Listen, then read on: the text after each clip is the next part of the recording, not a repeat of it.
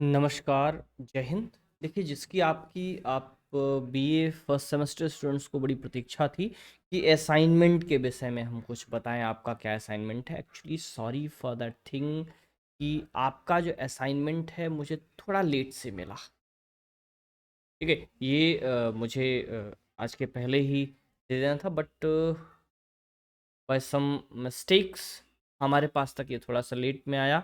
और आज अभी जैसे ही मुझे मिला है, मैंने सारे ग्रुप्स में, व्हाट्सएप ग्रुप्स, टेलीग्राम ग्रुप्स, हर जगह मैंने इसको शेयर कर दिया है। उम्मीद है आप सभी को मिल गया होगा। ठीक है, तो नहीं मिला है और आप ग्रुप में नहीं हैं, तो दोनों प्लेटफॉर्म्स पर, व्हाट्सएप पर और टेलीग्राम पर अलग अलग ग्रुप्स हैं।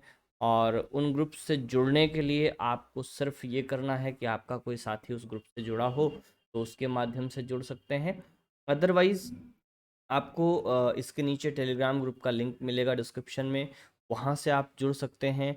नहीं तो आप मुझे मैसेज कर सकते हैं और मैसेज करके आप हमसे ग्रुप में जुड़ सकते हैं। टेलीग्राम का कॉमन ग्रुप है, सभी उसको ज्वाइन कर सकते हैं, क्योंकि वहाँ पर प्राइवेसी स्टूडेंट्स लगा सकते हैं कि कोई उनको डायरेक्ट मैसेज ना करे, कोई उनको उनका नंबर ना देखे। नंबर वगैरह की प्राइवेसी वो लगा सकते हैं, इसलिए टेलीग्राम का कॉमन ग्रुप है। जबकि व्हाट्सएप पर हमने सेपरेट ग्रुप्स बना रखे हैं। दो ग्रुप्स हैं। एक ग्रुप है बॉयज़ का, मॉर्निंग 9 to 10 AM का ग्रुप है, यानी कि उसमें मेरी क्लास है 9 to 10 AM में, इसलिए मैंने उसका एक ग्रुप बनाया हुआ है। तो उसमें मोस्ट प्रोबेबली वही स्टूडेंट्स जुड़ रहे हैं जो 9 to 10 में रजिस्टर्ड है। ठीक है, बाकी के स्टूडेंट्स जो है वो टेलीग्राम ग्रुप से जुड़ सकते हैं, लिंक डिस्क्रिप्शन में है।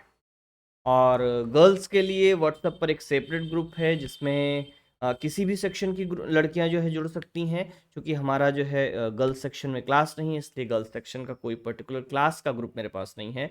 वो एक कॉमन ग्रुप है गर्ल्स के लिए, जिसमें वो जुड़ सकती हैं। ठीक है, तो गर्ल्स का सेपरेट ग्रुप इसलिए है क्योंकि उनका थोड़ा सा प्राइवेसी इश्यूज होते हैं। अक्सर मेरे पास ये जो शिकायतें आने लगती हैं कि ग्रुप से कोई लड़का उनको मैसेज कर रहा है, इसलिए मैंने कॉमन ग्रुप नहीं रखे हैं और इस बात से मैं काफ़ी परेशान रहता हूँ। तो आप लोग अलग अलग ग्रुप्स जो हैं आपके लिए उसको ज्वाइन कर सकते हैं।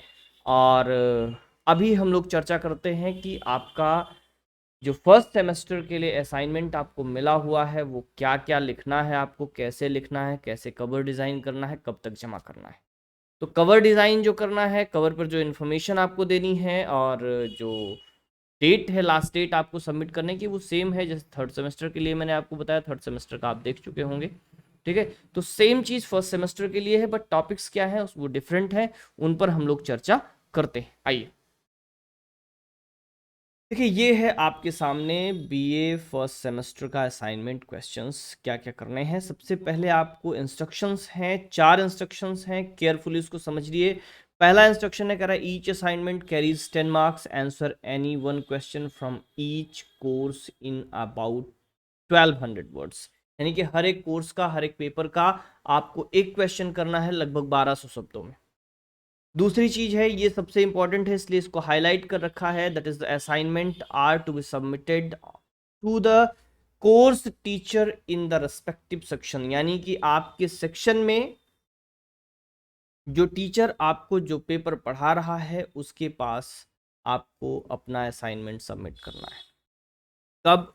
ऑन और बिफोर 19/10/2022। ठीक है, 19/10 यानी 19 अक्टूबर 2022, इसी बृहस्पतिवार तक आपके पास समय है। इस वीक में इस बृहस्पतिवार तक आप अपना असाइनमेंट सबमिट कर सकते हैं। And please ensure that you submit the assignment to the teacher in whose section you are officially registered. यानी कि आपको ये मेक श्योर करना है कि जिस सेक्शन में आप रजिस्टर्ड हैं ऑफिस में, आपने जो टाइम ली है, आपने अपने फी रसीद पर जा करके डिपार्टमेंट में अपना रजिस्ट्रेशन कराया है, तो जिस सेक्शन में आप रजिस्टर्ड हैं, जिस टाइम पर आप रजिस्टर्ड हैं, उसमें जो टीचर आपको पढ़ा रहा है, आप मेक श्योर करें कि उसी के पास आप अपना असाइनमेंट जमा करें। नहीं तो मिस हो जाएगा, आप जमा करके भी आपको कोई बेनिफिट नहीं मिलेगा। ठीक है।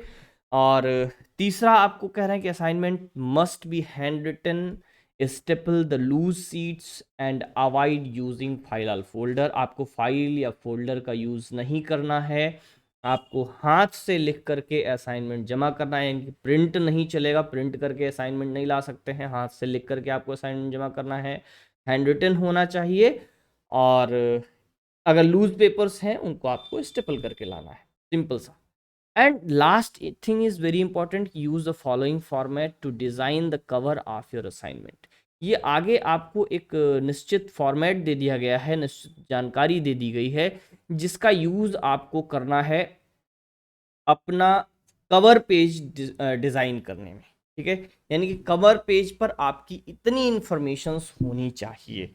अब आप इसको टाइप करके, प्रिंट करके, कंप्यूटर से लिखवा करके डिज़ाइन करवा सकते हैं, या फिर खुद से इसी फॉर्मेट पर कवर पेज डिज़ाइन कर सकते हैं अपने हाथों से लिख करके। सबसे ऊपर क्या होगा, टाइटल ऑफ द असाइनमेंट, जो आपके असाइनमेंट का टाइटल है, जो क्वेश्चन का टाइटल है, जो क्वेश्चन आप लिख रहे हैं, वो सबसे ऊपर रहेगा।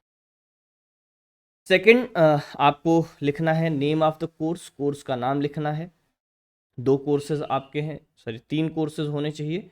देखता हूँ कौन कौन से दिए गए हैं, वैसे मुझे 2 ही दिखे थे। ठीक है, तो जो कोर्सेज हैं आपके, उसको यहाँ पर क्या लिखना है, टाइटल लिखना है, एंड कोर्स कोड लिखना है। 101 है, 102 है, 103 है, ENG पहले लगाओ, ENG 101, ENG 102 एंड ENG 103, ये आपके कोर्सेज हैं, और इसी का आपको असाइनमेंट करना है। तो कोर्स का नाम यानी कि पेपर का नाम, कोर्स का नाम का मतलब है पेपर का नाम, कोर्स कोड का मतलब है पेपर का कोड। ठीक है, आप English prose and writing skill 1, code है 102, ENG 102, और दूसरा है आपका English prose and writing skill 2, course code है ENG 103। इसको लिखेंगे, इसके बाद submitted to department of English. ठीक है, submitted to department of English, and एक मिनट, हाँ, submitted to department of English, DDU Gorakhpur university Gorakhpur. उसके बाद आपका अपना नाम लिखना है, फादर का नाम लिखना है, सेक्शन और टाइमिंग आपको मेंशन करना है, ABC किस सेक्शन में है, गर्ल्स में है, बॉयज़ में है, और उसका टाइमिंग क्या है, ये आपको बहुत स्पष्ट रूप से लिखना है। साथ ही साथ आपको अपना एनरोलमेंट नंबर लिखना है, रोल नंबर लिखना है, और मोबाइल नंबर लिखना है।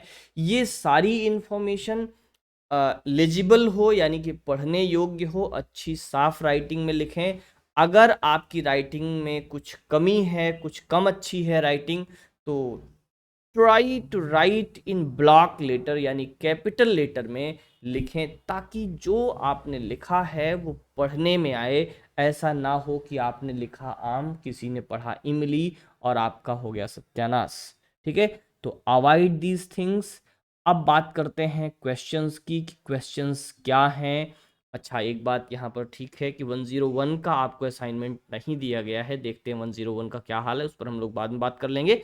तो 102 और 103 का असाइनमेंट यहाँ पर दिया हुआ है। ठीक है, तो 102 और 103 का असाइनमेंट आपको यहाँ पर दिया हुआ है। इसमें क्या क्वेश्चंस हैं, जरा सा ब्रीफ में हम लोग इसकी चर्चा कर लेते हैं। ठीक है, तो देखिए सिंपल सा, पहला 102, that is English prose and writing skill 1, course का टाइटल है, कोर्स कोड है ENG 102।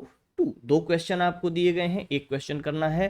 पहला क्वेश्चन है, write a detailed note on the elements of short story with reference to O Henry's the last leaf. ठीक है, आपके syllabus में जो लास्ट लीफ पोएम है, उसके बेस पर जो स्टोरी के एलिमेंट्स हैं,